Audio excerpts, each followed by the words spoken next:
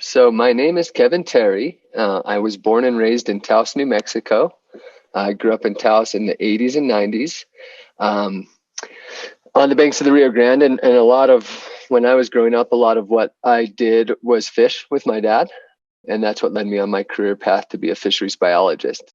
The story I want to kind of start with is, growing up on the ditch in Taos, what I knew about it was in the summer it was wet. There's a lot of cottonwood trees. My brother and I and the local kids could just cruise around, chase frogs, chase animals, cruise around with our BB guns, have adventures, literally in our backyard, but feeling like kind of, a forest. And we could go along that acequia, like into other people's property back then. And it's probably a different world now, right? But back then it was just like you could go up and down that acequia as you wanted as a neighborhood kid, and someone might be like, "Oh, get out of here! Stop bugging the cows," or they might just be like checking on you a little bit. But it was really an easy communal kind of relations, right? And so that was my world with the ditch until I was about 12 or 13, and that's the time when my dad said, "Okay, now you boys have to come and dig the ditch with the rest of the community once a year, because you either, all the parciantes or water users on that acequia, they either go and maintain the mother acequia once a year, or you pay someone to do it on your behalf." That's kind of like the way it's governed. Everybody and every user has to take care of that main canal or main acequia madre. And so that's when I really started to get to know or to see the neighborhood.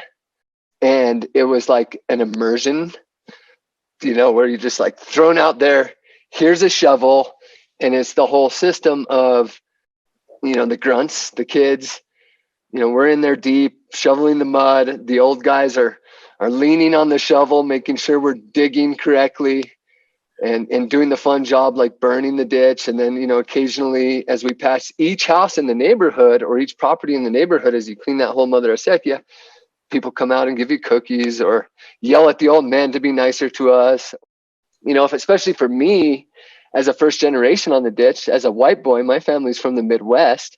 I'm growing up in a very Spanglish culture and world in the 80s in Taos, and very much a minority in some respects. And so, I'm wading through the Spanglish and the things I don't understand. But, at the end of those experiences, I knew more about my neighborhood and my neighbors than I did. And so further down the line, you see those people at other places in your community, and you realize that ditch tied us together in some ways. But it's simple, right? It's like, it's a lot of water users, but really when you all total it up, it's a few hundred acres.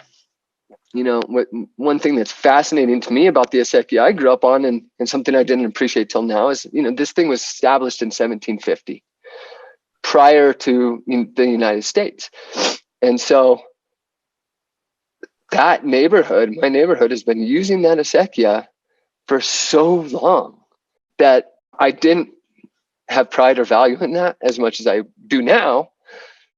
That's something that I reflect on a lot. I'm really proud of that old ditch. In the American West, everything from here forward is going to be water. The potential call in the future, downstream states that are building on a supply that hasn't been yielded, a dwindling supply, changing in timing. Around here, that's a big deal for us. Like, climate change and the timing of snowpack is a big deal for us.